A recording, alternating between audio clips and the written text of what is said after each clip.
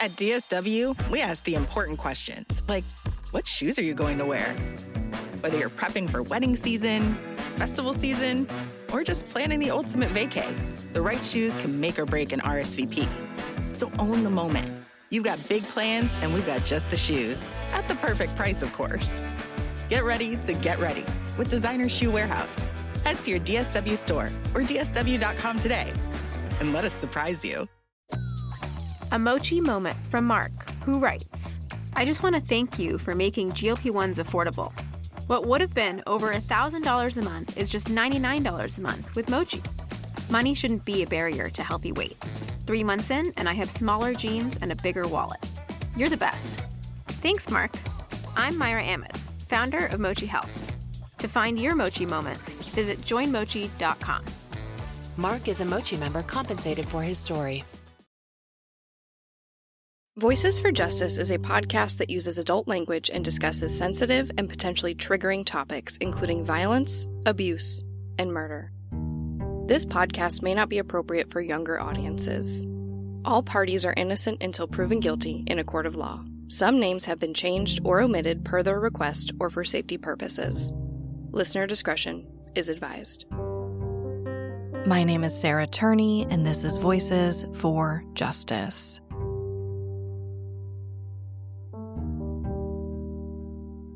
Today, I'm discussing the case of Evelyn Hartley, which makes me ask the question, how much of what we watch in true crime entertainment is actually true?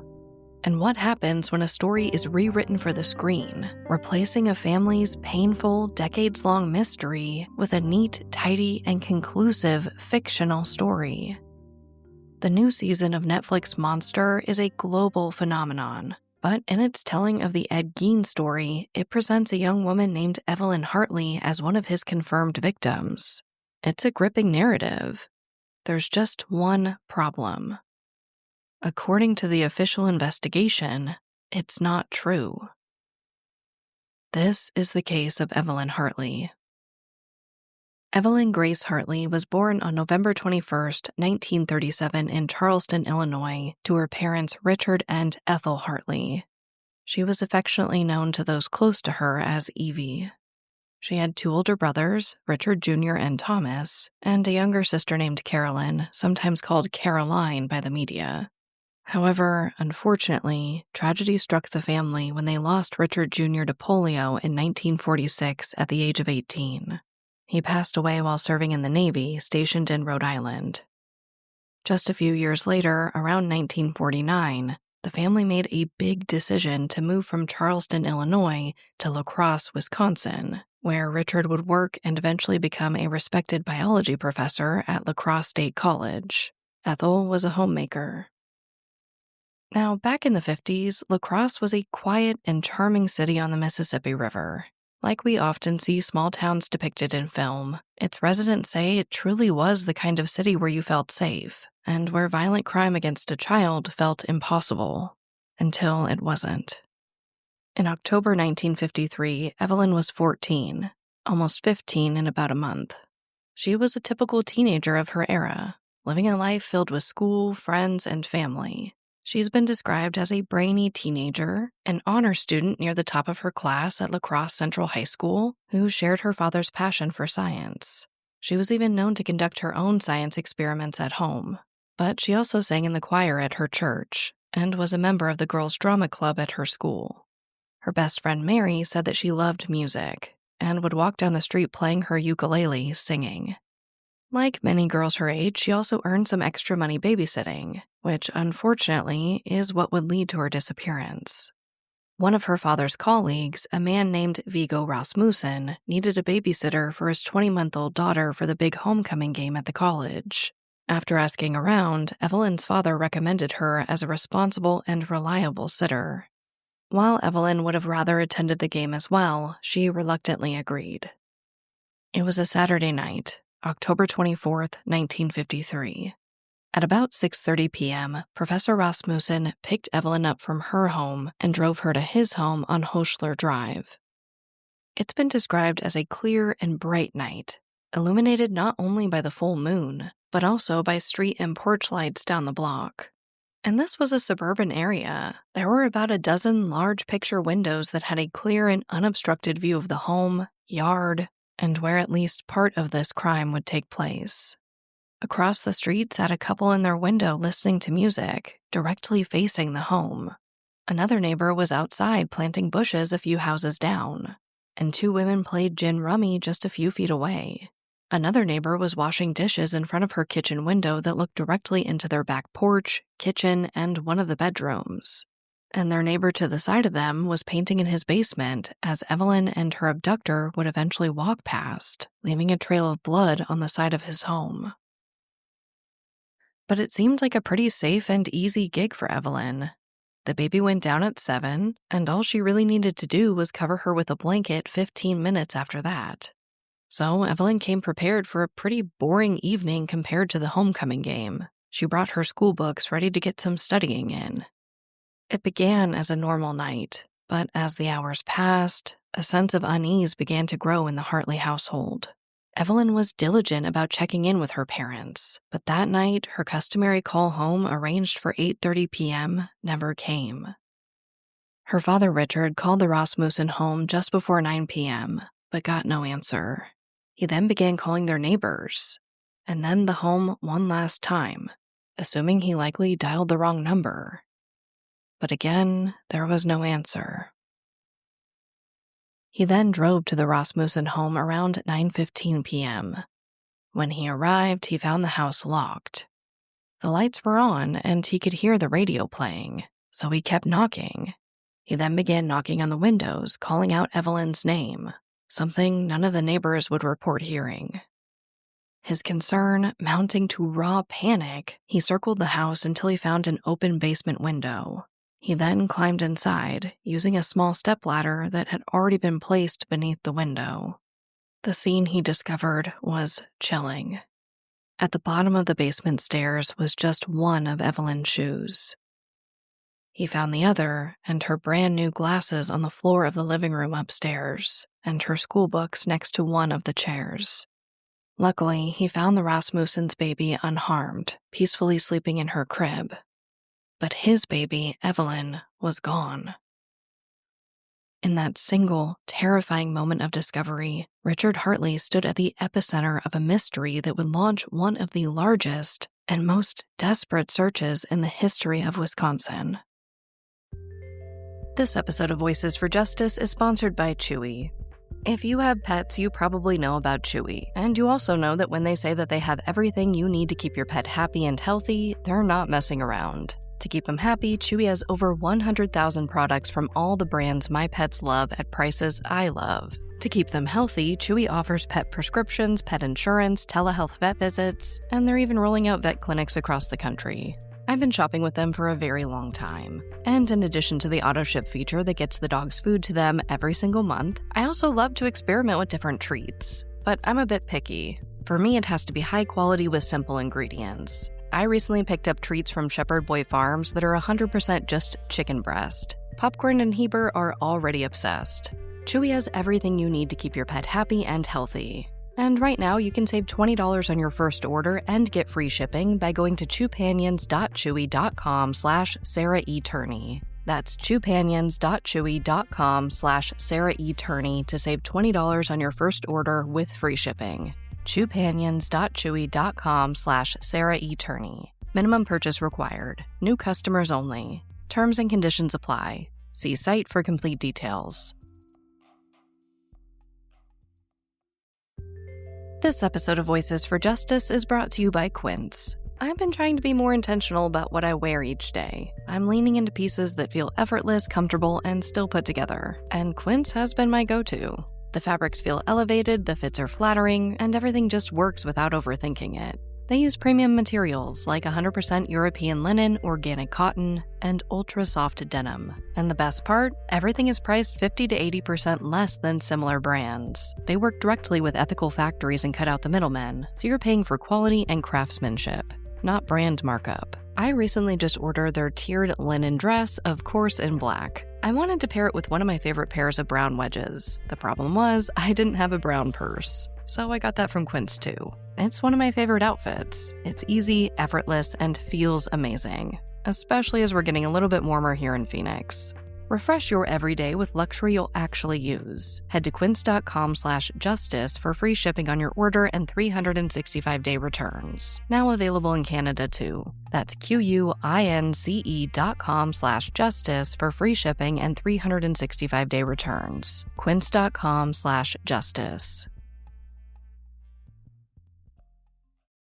Officers began arriving at the home just before 10 p.m., the baby still sleeping soundly through the chaos.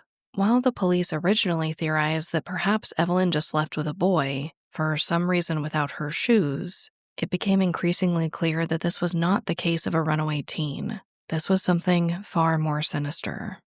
Unfortunately, the clues left behind painted a grim picture of Evelyn's last known moments. Size 11 shoe prints, much larger than Evelyn's, were found in the flower bed, and matching muddy tracks were found in the rug inside the home. Investigators found pry marks on several of the windows. A screen from the basement window closest to the front of the house had been removed, and was now lying near the back of the home in the grass near a pool of blood.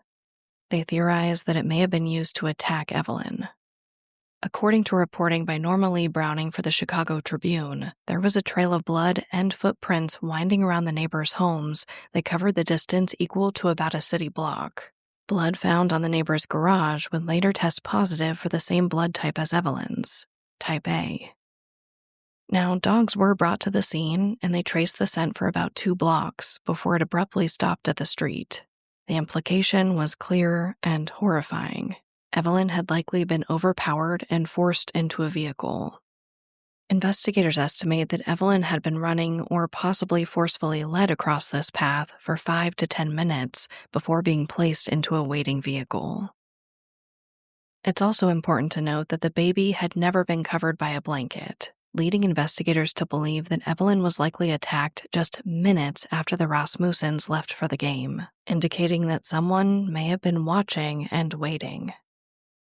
The prevailing theory was that someone broke into the home through the basement window, attacked Evelyn, and forced her back through the same window, down the street, and into a vehicle before speeding away. These grim findings galvanized the community, turning their shock and fear into a unified call for action. The search for Evelyn Hartley was truly unprecedented. Within days, there were between 1,000 and 2,000 volunteers mobilizing to comb the area on foot. And her story made the front page of local papers for weeks. They displayed her picture alongside a description of the clothing she was wearing on the night she vanished: a white blouse, red jeans, and white bobby socks. This wasn't just a police operation. It was a city mobilized. Officers walked shoulder to shoulder with Boy Scouts. From the skies, the National Guard and the Civic Air Patrol scanned the landscape, while on the ground, Evelyn's classmates and the faculty her father worked with fanned out across the county, a community refusing to give up. Now, authorities took extraordinary measures. A program was initiated to inspect the trunk and back seat of every single car in the county. Cleared vehicles got a "My car is okay" sticker. Police made public pleas to hunters and farmers, asking them to keep an eye out for any freshly turned earth. And in a somber and desperate move, they even exhumed recent graves to ensure that her body hadn't been hidden. There was also a reward fund established, totaling about $6,600, or close to $80,000 today adjusted for inflation. But the holidays came and went without investigators getting any closer to finding Evelyn Hartley. In reporting by Norma Lee Browning for the Chicago Tribune, she explains that by January 1954, La Crosse was a different city. She describes residents as drawing their shades, bolting their windows and doors, girls only walking the streets in pairs, and said that the price of a babysitter became a premium luxury. And the police were admittedly baffled. Police Chief George Long said exactly that everywhere they turned, they were met with a stone wall. Chief of Detectives Leo Kim said, quote, "Somebody pulled a Houdini right in front of all those neighbors," end quote. It was being described as the perfect crime. They said the crime didn't fit any pattern they were familiar with, and they had no prime suspects. the community was also becoming restless, and according to reporter Norma Lee Browning, a bit suspicious. Some wondered how muddy prints were only found on the rug in the living room if the perpetrator entered through the basement window. And rumors were swirling about secret midnight phone calls between the chief of police and reporters. Neighbors began complaining about the lack of progress and said they were still waiting for investigators to speak with them 3 months after the abduction. But the Hartleys still had hope of finding their daughter and praised efforts made by investigators. Ethel Hartley said, quote, "We have not given up hope. We know there's only a slim chance she's alive, but we have to keep on hoping." End quote. They also kept their porch light on every single night, all night, for Evelyn, waiting for her return, and urged the public to remember what she looked like. 5'6", dark hair, blue eyes, and very pretty.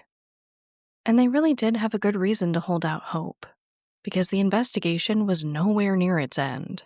According to early reporting by Dion Henderson for the Argus Leader, in the spring of 1954, police pledged to administer polygraph tests to every single male student across 3 nearby high schools, about 2,000 students in total.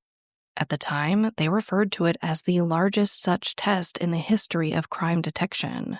This initiative was created after the passing of former Sheriff Ivan Wright, whose friend attributed his fatal heart attack to the strain of the fruitless investigation. This is when A.M. Josephson, a polygraph expert who formerly worked with the Army's Criminal Investigation Division, was brought in to head the new La Crosse crime lab. After reviewing the documents in Evelyn's case, this was his proposed solution to solve it. This really was unprecedented for a city of about 50,000 residents to have such dedicated law enforcement resources, and many were concerned about it bankrupting the county. It was controversial, but publicly backed by the district attorney John Bosshard, who said they were taking measures to do this as frugally as possible. The article also explains that they were able to administer the test to about 20 to 30 students a day, and typically they're asked their name, where they live, what grade they were in, and if they knew what happened to Evelyn Hartley. Bosshard described the process as an enjoyable reprieve from the normal school day, but added, quote, "It wouldn't be a lark for the young man who couldn't truthfully say no to the big question." End quote. 4 days into the process, he says they'd already generated a dozen leads that unfortunately didn't go anywhere, but leads nonetheless. He also credited the tests with creating a renewed interest in the case. Bosshard said that he was hopeful that they would eventually get just a fragment of a tip that would lead them to finding Evelyn. However, investigators stopped administering the test after the first 300 due to concern and controversy from parents and the public. And just a year later, Josephson died by suicide, sparking more rumors, controversy, and just an overall dark cloud that lingered over Evelyn's case. I really can't overstate how large Evelyn's case was, not just in the community, but across the country at this point. When you search these archive news articles about her, you can find dozens of articles from the early days of the investigation. Her case and her face were everywhere. Now, of course, high-profile cases like this often become a magnet for both genuine tips and the cruel, and Evelyn's case was no exception. The Hartley family was forced to endure additional pain when a 20-year-old man named Jack Dufferin and a 15-year-old boy who has never been named but, quote, wanted some quick money, end quote, were arrested and convicted of attempted extortion. Basically, they tried to solicit a $500 ransom from the family in exchange for false information about Evelyn. Dufferin was criminally charged, while the boy was committed to a state school until age 21. Now, the investigation was also plagued by promising leads that just went nowhere.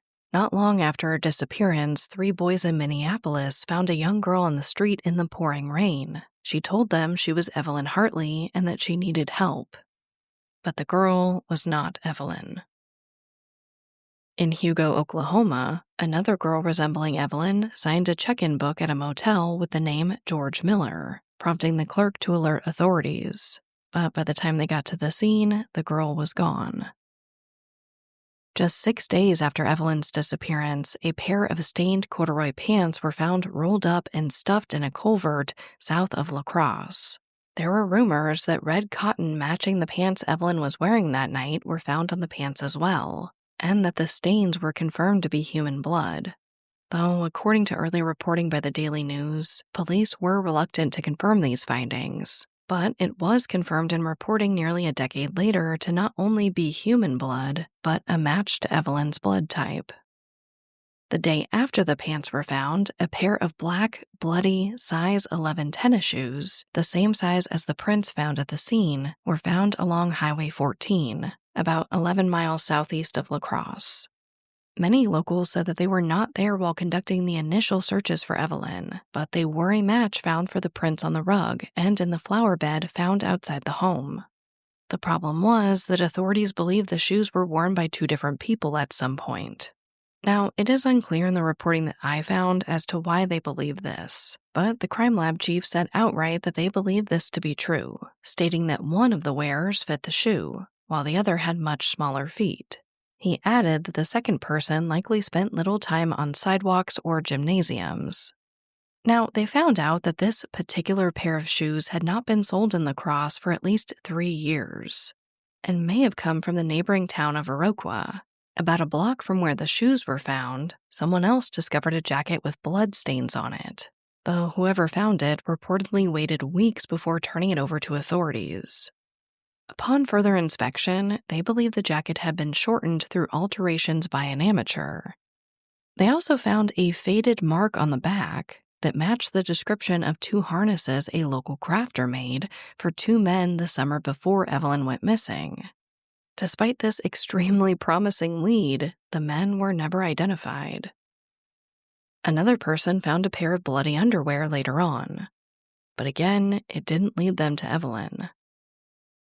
Now, all of these items were sent off for testing by the state crime lab, which of course back in the 1950s was much more limited than the testing we know today. But like the handprint on the garage, according to the Charlie Project, the blood found on the jacket was also a match to Evelyn's blood type, again type A, which according to the American Red Cross is a match for about 35% of people in the US, at least today.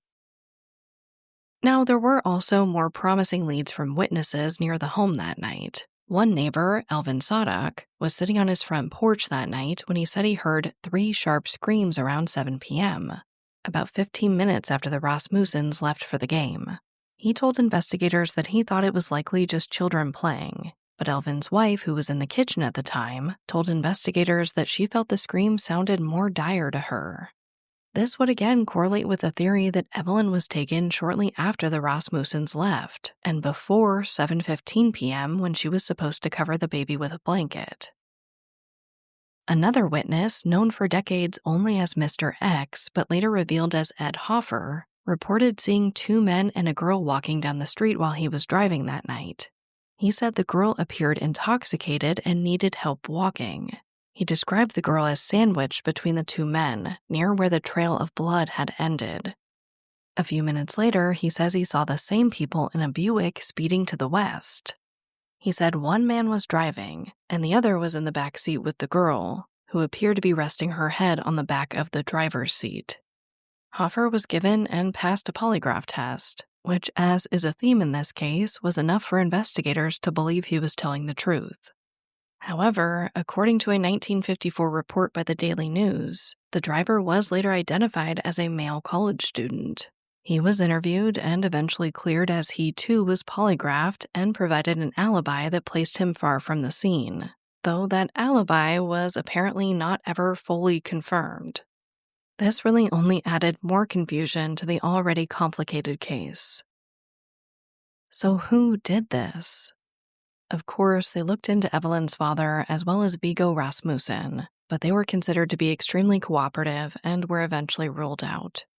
It's also worth noting here that the homecoming game was significant for many reasons. Not only did it mean that more locals were out of the house that night, but it also marked the end of a conference that included 400 student leaders from across the entire state of Wisconsin. Reporters theorized that maybe Evelyn had a date with one of these students that night, and planned to have them come to the Rasmussen house while she babysat. However, her parents quickly discounted this theory, stating that Evelyn just wasn't dating, and her friends also made statements that they'd seen her cry due to not being asked out on dates. All around, it seems unlikely that Evelyn was planning to meet up with a boy that night. Now, another theory was that a man or a boy had come looking for the Rasmussens' other babysitter, a girl named Janice, and that something went awry there. But in my research, I found very conflicting reporting about whether or not Evelyn was actually a replacement for Janice that night, with one reporter stating outright that the initial reporting was incorrect. So take that for what you will. Another person they looked into was a 34-year-old La Crosse resident who was arrested after running from police about 30 miles away in Sparta, Wisconsin on the night Evelyn went missing. But he was later cleared and released. A 15-year-old high school student in Madison, Wisconsin was also arrested at his mother's request. Unfortunately, the details on why were limited, but he told investigators that he and Evelyn dated for 6 months. However, again, Evelyn's father denied this, saying Evelyn didn't have any type of dating life yet, which was also confirmed by her friends. This teenager was eventually cleared and released as well. Local resident 20-year-old Robert Snodgrass was also looked into after being arrested on an indecent exposure charge, but he had a solid alibi and was released. They looked at 43-year-old Harold Fork, a known sex offender, but again, he had an alibi and was released. John Mulqueen, who had confessed to a different nearby homicide, was also looked into, but credit card charges placed him in Houston on the night of the abduction. Overall, they looked at upwards of 50 men who'd previously been charged with sex crimes, but they weren't able to establish any link to Evelyn. It seemed that every tip was pursued and every lead was exhausted. As the weeks turned into years, every potential path was seemingly explored and ruled out. Nothing led them back to Evelyn. And then, 4 years after she went missing, another case dominated the media in Wisconsin when investigators discovered a house of horrors in Plainfield belonging to a man named Ed Gein. Insurance isn't one size fits all. That's why customers have enjoyed Progressive's Name Your Price tool for years now. With the Name Your Price tool, you tell them what you want to pay, and they'll show you options that fit your budget. So whether you're picking out your first policy or just looking for something that works better for you and your family, they make it easy to see your options. Visit Progressive.com. Find a rate that works for you with the Name Your Price tool. Progressive Casualty Insurance Company and Affiliates. Price and coverage match limited by state law.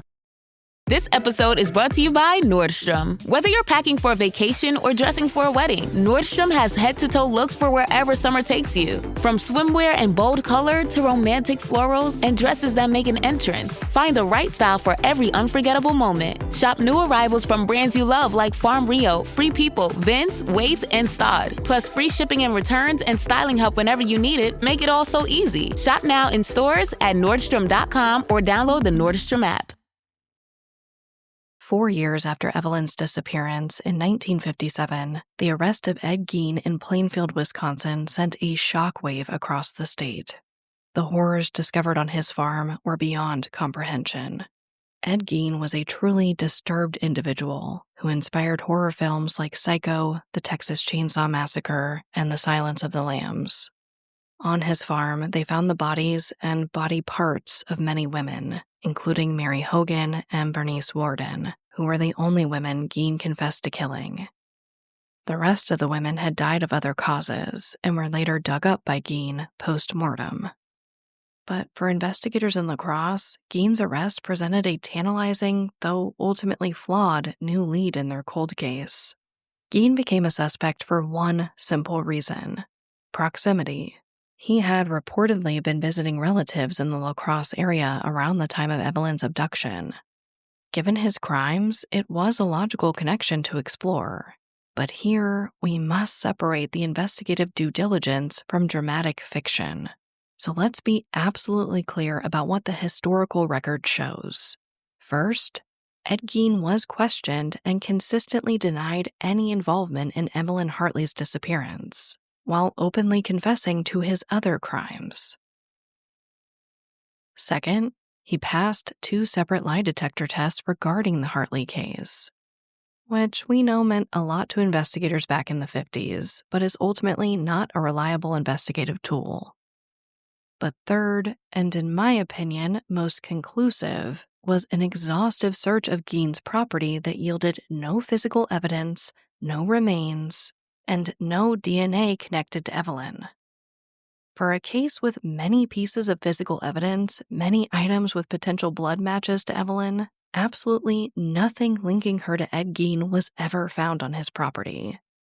And I think it's very worth mentioning that Gein didn't hide his evidence that was found in his home. It was truly a house of horrors. And if he did kill Evelyn Hartley, it would have been unlike any of his other known crimes. Also, this was a department looking for a win, being pressured by the public and media to solve this case at every turn. But the official outcome was definitive. In 1957, authorities formally cleared Ed Gein of any connection to the Evelyn Hartley case. He also never confessed to any crimes related to Evelyn before his death in 1984. There were many theories about what may have happened to Evelyn and who may have taken her. Some say only a local would have known that the Rasmussens would have been at the homecoming game that night and planned it meticulously. Some believe Evelyn knew her attacker, that the shoe in the basement came from her throwing it at him, to only realize she knew him when he came to the top of the stairs. Then when her guard was down, he attacked. Some investigators stated they believed it could have been a respectable member of the community who was struck by, quote, moon madness, end quote. Detective Chief Kim back in 1954 was quoted as saying he believed the motive behind the attack was 60% burglary and 40% sexual, though nothing appeared to be missing from the home. And District Attorney Bosshard believed it was meticulously planned, stating he felt it would take a long time to obtain a confession. Unfortunately, through all these theories, nothing ever truly panned out, and as the years passed, the investigation slowly fizzled out. By 1959, the case was officially declared cold. By 1967, the Leader Telegram ran a story with the headline, quote, "Few people remember Evelyn Hartley," end quote. A headline no family should ever have to read. The article outlines the lack of recent leads and the plethora of dead ends in the case. But to be fair, it ends on a hopeful note that maybe someday there will be answers about what happened to Evelyn Hartley. Despite that headline, it was clear that for her family and the community, the lack of answers was still an open wound. The profound and lasting weight of their unresolved grief was captured in a poignant 1978 interview with the La Crosse Tribune. 25 years after their daughter vanished, Richard and Ethel Hartley admitted that they'd finally given up hope of ever knowing what happened. They added that they no longer even cared to read about the case. And that's where Evelyn's case sat for years, decades really, until 2004, when a man named Mel Williams came out with one of the most promising leads to ever emerge in Evelyn's case. He said he had a 1969 recorded confession explaining exactly what happened to Evelyn Hartley. Here's what he says. He was originally trying to record a band performing inside of a bar when he accidentally recorded 2 men talking. One of these men, Clyde Peterson, apparently implicated himself, a man named Jack Galtair, and a third unnamed person. In that conversation, he described Evelyn being abducted, murdered, and buried in Lafarge, Wisconsin, about an hour away from La Crosse. Unfortunately, by this time, all 3 men had been deceased for decades, and while police called this a promising lead that they planned to investigate, ultimately nothing seems to have come of it. Or, like I always say, if it did, they aren't telling the public that. What they did to your family, you're lucky to make it out alive. Streaming on Peacock.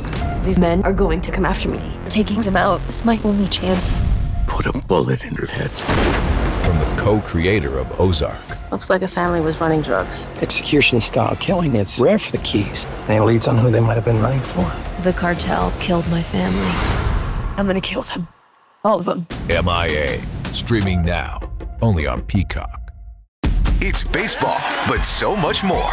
Go bananas for Banana Ball with ESPN on Disney+.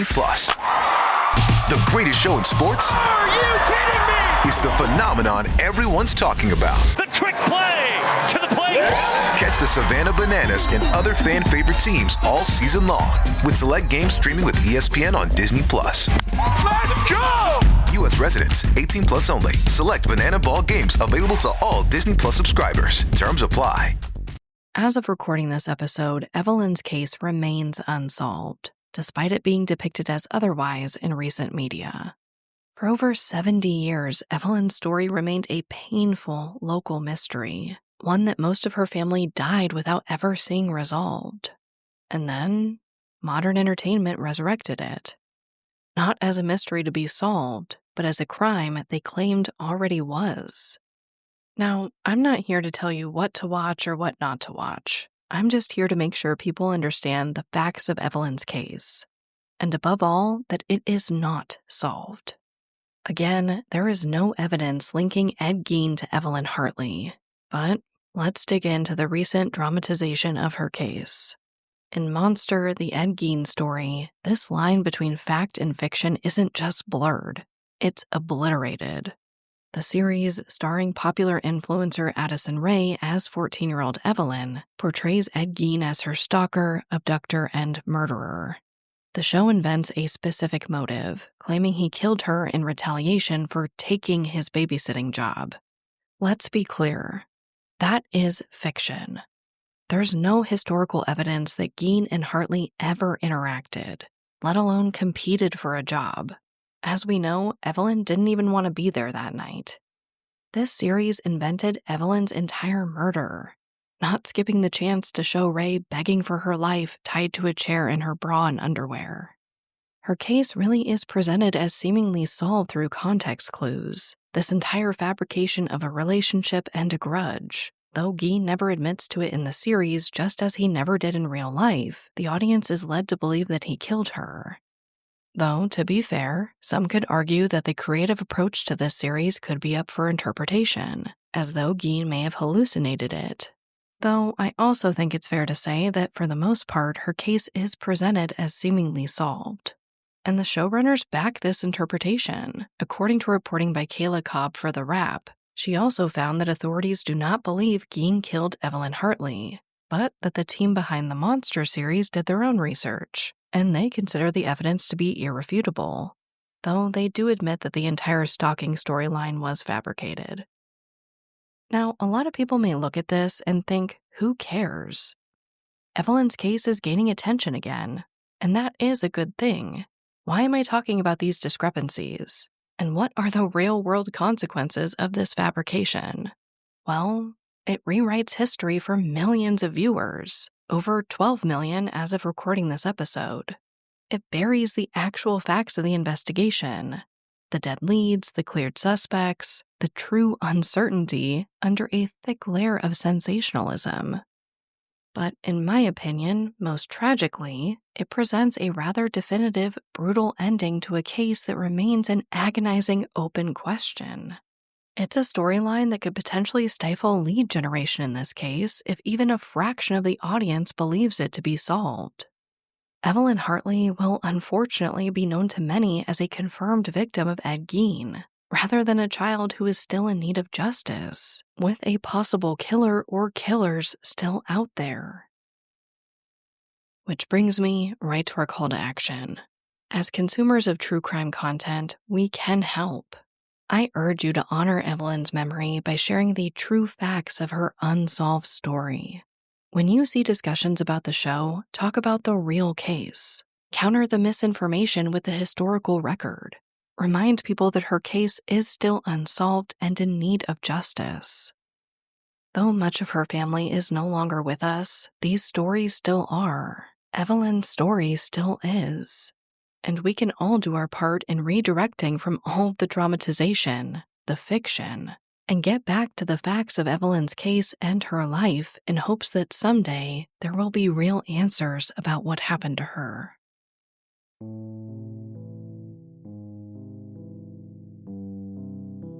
As a reminder, 14-year-old Evelyn Grace Hartley was last seen on October 24th, 1953 in La Crosse, Wisconsin. She is white with brown hair and blue eyes. At the time of her disappearance, she was 5'6" and weighed approximately 126 pounds. She was last seen wearing red jeans, a white blouse, and white bobby socks. Anyone with information is asked to call the La Crosse Police Department at 608-785-5962. But as always, thank you, I love you, and I'll talk to you next time. Voices for Justice is hosted and produced by me, Sarah Turney, and is a Voices for Justice media original. If you love what we do here, please don't forget to follow, rate, and review the show in your podcast player. It's an easy and free way to help us and help more people find these cases in need of justice.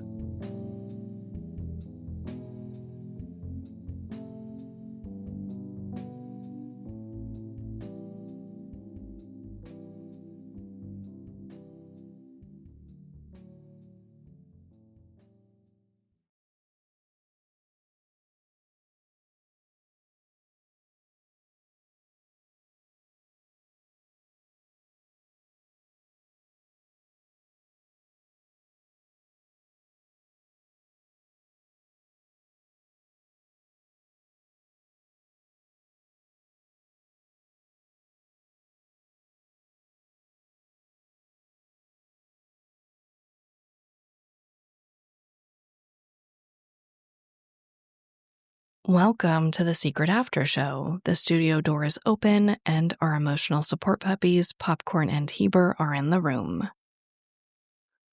Now, before we dive into the case, I just wanted to give you guys a heads up that I will be off next week.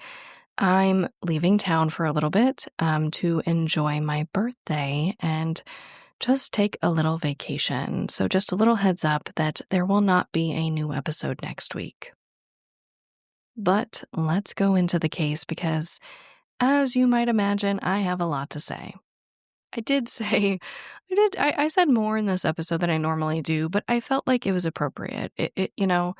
This episode not only obviously was a feature for Evelyn, but was very much a response to the Monster series, as I stated in this episode.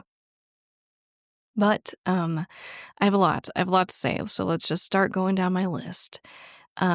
First, you guys, researching cases from the 50s, and I mean, even, a little bit after that, a little bit before that, it just reminds me, what I have on my list is that true crime has always been this way. It has always been this way.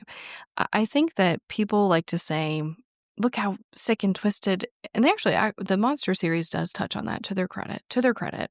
I have not watched a single Monster series except for this one, but they do touch on it. Look at this sick world, and people want to buy Ed Gein stuff. So it's just so relevant to my note here that true crime has always been this way, from public hangings being a family affair, to this newspaper article, to Monster. I found this article. Oh my gosh. In addition, I already told you about the article from the Leader Telegram, Few People Remember Evelyn Hartley, which, if somebody ran that headline about Alyssa, I'd break down. I would have a total breakdown. It's just so unnecessary. But I found this other article, and I didn't clip the name of the newspaper, my bad. But it's back from, I think, 1953 or 1954. And it reads, William DeFlorian, age 12, a grade school student, or a grade school pupil at Stoddard, Wisconsin, points to a large stain on the roadside, which may be the newest clue in the kidnapping and apparent murder of Evelyn Hartley. It's a small child. I mean, I guess he's 12 or whatever, but he looks like a small child, pointing to a large pool of blood. A picture ran in the newspaper, and it's just... Again, I've been asked by creators before, is it ethical to post crime scene pictures? And while I have my own opinions on that, I think they should be posted if it's conducive to the investigation, if it might help generate some leads. If it's done just as a shock play, it doesn't sit well with me. Just my opinion. But when I saw this, it just made me remember that, like, true crime has always been this way. You know, this blood picture in the newspaper, just things like that, just, I don't know. It just made me think, I don't think that this, so-called wave of true crime that, began decade ago now, if you will, in more contemporary media, I don't think it's anything new. And when I'm, interviewed about true crime and why I think people are so drawn to it, I usually say that, I think that people have been drawn to these cases since the dawn of time, since coming out to the public square to see people die, to people watching people die in prison. It's always been like this. And I think it will always be like this to a certain extent. But again, I'm not going to leave you with no hope there, right? It's on us. It's on people like us, people who care, consumers of true crime content, creators of true crime content, to really just kind of talk it out. And I think that's the best thing we can do, is talk it out. Is this important? Is this done for shock value? How do we feel about that? Is it respectful to the victims? Is it not? I don't have all the answers, but I certainly have a never-ending list of topics I like to discuss. Great transition, really solid there. And my next thing was talking about this. What I saw in these papers, you guys, was this like war between reporters and the police, with them really like openly bashing each other, and these secret talks about like the police won't talk, but they're having these midnight calls with reporters. It was intense, and there was just so much evidence to go over in this case and so much to talk about that really became like a footnote. But just know, there was, I think more so back then, a lot of controversy around this case. People were upset that the police weren't talking, and the journalists around that time started, making all these articles about possible corruption, saying that things sounded suspicious, right? That they found the muddy footprints on the rug, but not down in the basement where they say the perpetrator came in, which I think is a pretty fair question to ask. How did that happen? How does that happen? How does one get in the house and only have footprints on the rug? And again, the front door was locked. I don't know. I don't have all the answers. Next on my list is so much evidence. And, when I was thinking of a call to action, I almost put that in there, but I really do think it speaks for itself, right? There's so much evidence. They have so many articles of bloody clothing, essentially, that I hope they retained, and, I hope that they'll test. And we've seen it before, right? I mean, the yogurt shop documentary came out, and then it was solved. Maybe this will push for a solve in Evelyn Hartley's case. Maybe a new detective with a new set of eyes will take a look and push for further testing. I, as always, hold out hope. Now on to media discrepancies. Y'all, the bane of my existence within researching this episode. The media discrepancies. There were a lot. This case was riddled with conflicting information, because it really was. I think, it's similar to what we see today in large cases, very public cases, where these reporters were rushing to get these stories out. And so you see these inaccuracies. It was a lot about like which evidence was found where. Some reports were like they were all found together. No, they were a mile apart. No, they were in different cities. Was it one shoe? Was it two shoes? What was the brand? It was hard. It was hard. And I did point out the discrepancies, but just know that there are a lot more. And I tried my best to be just vague about it, since we really didn't know. At least that's how I feel. I never found a definitive source that said that they spoke to the families. Some spoke to investigators, but even these journalists, we spoke to investigators and they said it was here. And then another journalist said we spoke to investigators. They said it was in this different location. I don't know. There were also conflicting witness statements about the Buick. Was it found? Where was it? Was it two-toned? It's just, again, a case riddled with conflicting information. And I just have to hope that some investigator somewhere has that information. Next, on to our hero of the episode.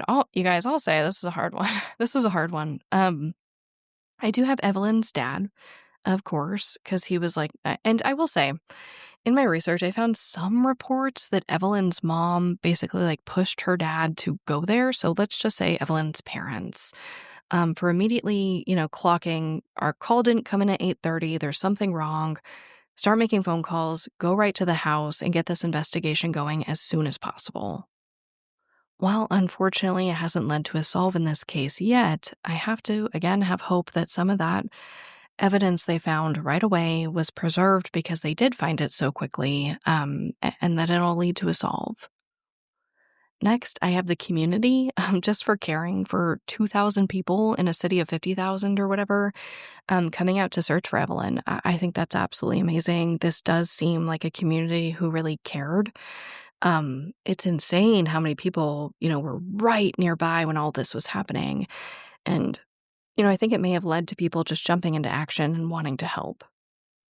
So Evelyn's parents and the community make our heroes for this episode.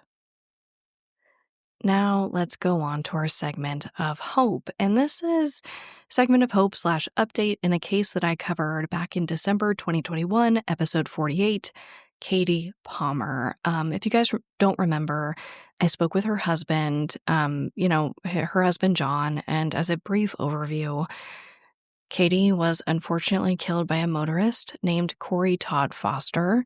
He hit both John and Katie, but unfortunately, Katie lost her life. And he faced no charges in her death, despite smelling like alcohol, He passed a field sobriety test, but the officer noted that he stank of alcohol. So, her family has been fighting for years to get answers. And of course, there's so much more in that episode. I'll have it linked in the episode description if you haven't listened to it. It's not a normal case that I cover, right? At least not commonly covered, I think, on true crime cases. But in my mind, it was unsolved true crime, right? It was a murder that was still in need of justice. And you guys, the day before this episode airs, I got a text from some podcast friends. Did you see the news about Katie Palmer? And I was like, oh my gosh, and I'm rushing, I'm looking online. And I found it. A statement from John Kermit Hill, the Grayson County Criminal District Attorney. It says, quote, Grayson County Criminal District Attorney John Kermit Hill announces that on October 8th, 2025, a Grayson County grand jury indicted Corey Todd Foster of Denison, Texas, for manslaughter in connection with the death of Katie Palmer on or about April 22nd, 2020.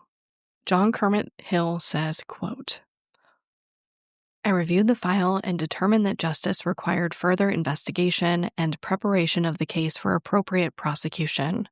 Today, a Grayson County grand jury concluded that there is probable cause that Foster recklessly caused the death of Katie Palmer. End quote.